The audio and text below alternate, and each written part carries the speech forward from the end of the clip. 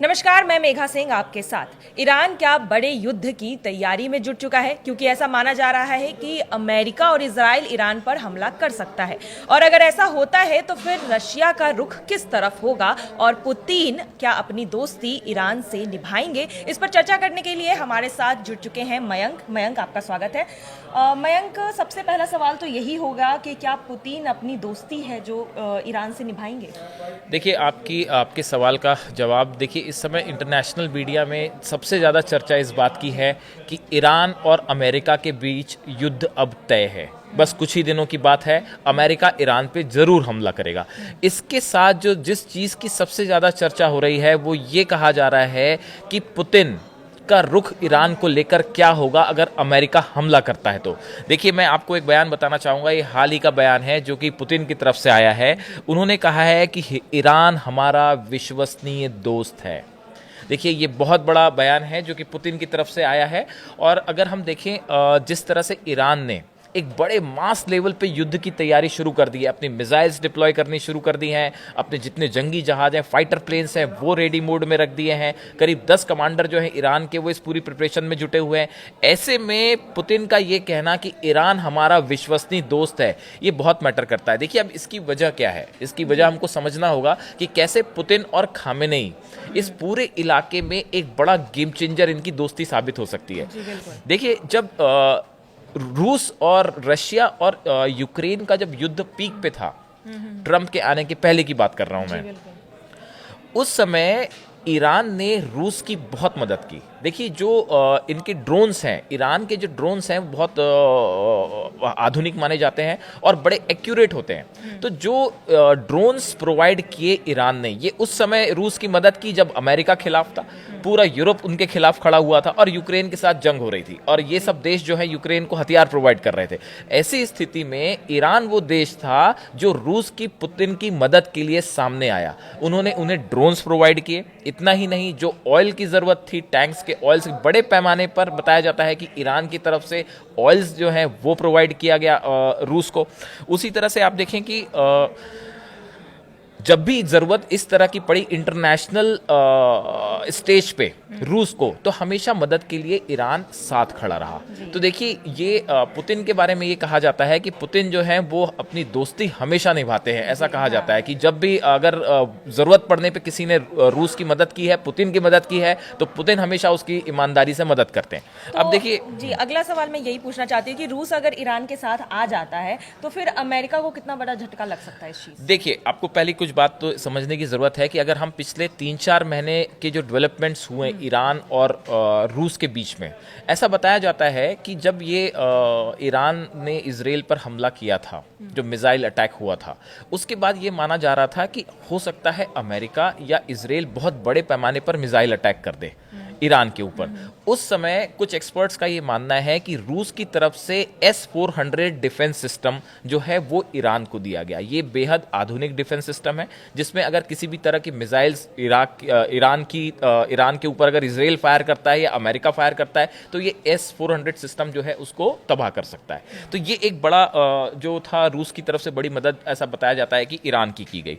इतना ही नहीं, एक स्कंदर मिसाइल है, ये न्यूक्लियर वेपन कैरी करने में सक्षम मिसाइल है, और ये भी कहा जाता है, कुछ एक्सपर्ट्स बताते हैं कि रूस ने ये मिसाइल भी ईरान को प्रोवाइड कर रखी है। देखिए, हम कहना ये चाहते हैं कि एक बड़े स्तर पे ईरान और पुतिन के बीच में हथियारों का आदान प्रदान हो रहा है और एक स्ट्रैटेजिक रूप से दोनों एक दूसरे के साथ खड़े हैं। अब देखिए, जब इस तरह की संभावनाएं बन रही थी बीच में कि अमेरिका जो है वो ईरान के न्यूक्लियर ठिकानों पर हमला कर सकता है, बार बार इस तरह के बयान आ रहे थे, या फिर ये माना जा रहा था कि नेतन्याहू जो है वो ईरान के न्यूक्लियर जो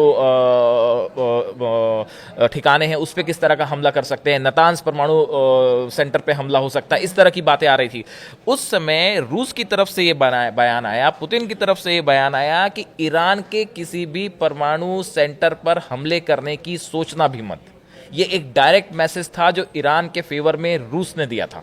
उसी तरह से आप देखिए कि जब ईरान और इजराइल के बीच में वो मिसाइल्स एक दूसरे पे फायर हो रही थी, उस समय बताया जाता है कि नेतन्याहू ने पुतिन से कांटेक्ट करने की कोशिश की और पुतिन से वो फोन पर बात करना चाहते थे, लेकिन पुतिन ने नेतन्याहू का फोन एंटरटेन करने से ही मना कर दिया।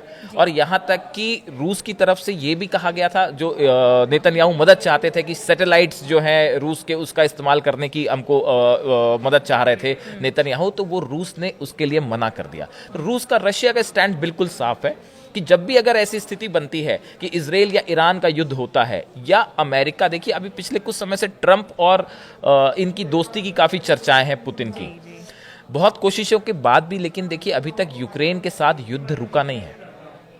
कुछ एक्सपर्ट्स इस तरह से भी अंदाज लगा रहे थे कि अगर ट्रंप और पुतिन करीब आ जाते हैं तो क्या ईरान अलग पड़ जाएगा, अलग थलग पड़ जाएगा, क्या पुतिन जो है वो खामेनी का साथ छोड़ देंगे। लेकिन अभी जो डेवलपमेंट्स हैं, जो ग्राउंड लेवल पे जो चीजें समझ में आ रही हैं, उसको देख के निश्चित रूप से ये कहा जा सकता है कि अगर भविष्य में या अगले कुछ महीनों के अंदर अमेरिका और ईरान के युद्ध की स्थिति बनती है तो पुतिन पूरी तरह से ईरान के साथ खड़े दिखाई दे रहे हैं। तो लेकिन अगर यहाँ पर अमेरिका युद्ध करने जाता है, क्योंकि अमेरिका की बात करें या फिर रशिया की बात करें, तो दोनों अपने फील्ड में, ये युद्ध के स्तर पे मैं बात कर रही हूँ, काफ़ी स्ट्रांग है, दोनों के पास काफ़ी एडवांस मिसाइल्स हैं, वेपन्स हैं। तो ऐसे में रशिया का यहाँ पर ईरान के साथ मिलना क्या अमेरिका के लिए एक देखिए पॉइंट हो सकता हाँ, है? अभी देखिए ये जो है दो चीजें हैं। एक तरफ इसका ये सवाल अच्छा पूछा आपने, इसमें है ना दो चीजें हैं। एक तरफ तो ये चर्चा हो रही है कि ट्रंप सब जगह सीज फायर चाहते हैं, वो कहीं युद्ध नहीं चाहते, वो चाहते हैं कि यूक्रेन और रशिया का युद्ध भी रुक जाए, वो चाह रहे हैं कि इजराइल और जो है हमास के बीच में जो लड़ाई चल रही है ये भी खत्म हो जाए।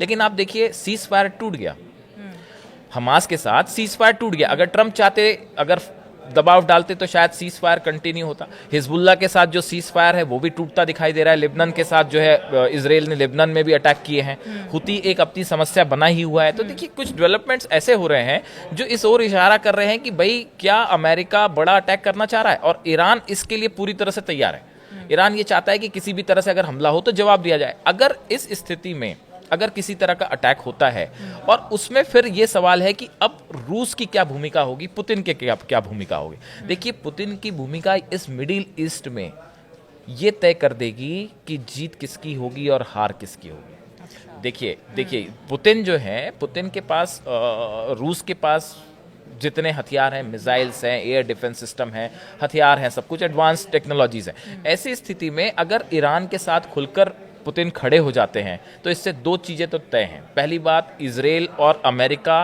के वो प्लान्स कभी कामयाब नहीं हो पाएंगे जैसा वो करना चाह रहे हैं। दूसरा, कभी ये स्थिति बनती है कि इजराइल और ईरान के बीच में युद्ध हो जाता है और पुतिन जैसा कह चुके हैं कि भाई इस स्थिति में हम खुलकर ईरान के साथ खड़े हैं। अगर ऐसा होता है तो ये नेतन्याहू और इजराइल के लिए एक बड़ा झटका साबित हो सकता है और ये इजराइल की तबाही का भी बड़ा कारण बन सकता है। अच्छा, एक सवाल और है कि ऐसा माना जा रहा है कि रसिया तब तक ही ईरान के साथ रहेगा जब तक ईरान अपने स्ट्रांग पॉइंट पे है, मतलब युद्ध जीतने के करीब है, या फिर माना जा रहा है कि उनकी पोजीशन स्ट्रांग है, या फिर बाद में उनका साथ हाँ, छोड़ ये दिया ठीक है। जाएगा? देखिए ये सवाल सिर्फ इस ईरान तक सीमित नहीं है, ये पूरे मिडिल ईस्ट का सवाल है।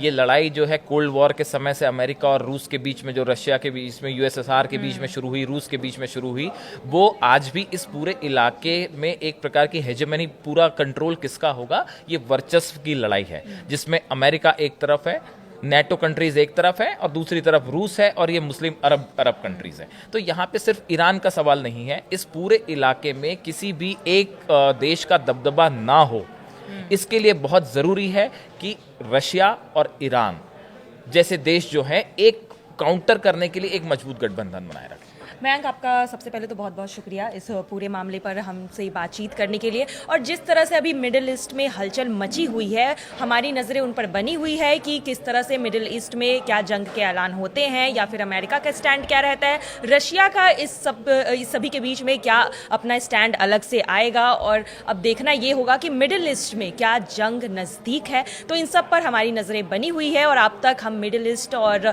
इन सब से जुड़ी खबरें पहुँचाते रहेंगे। आज के लिए बस इतना ही, धन्यवाद।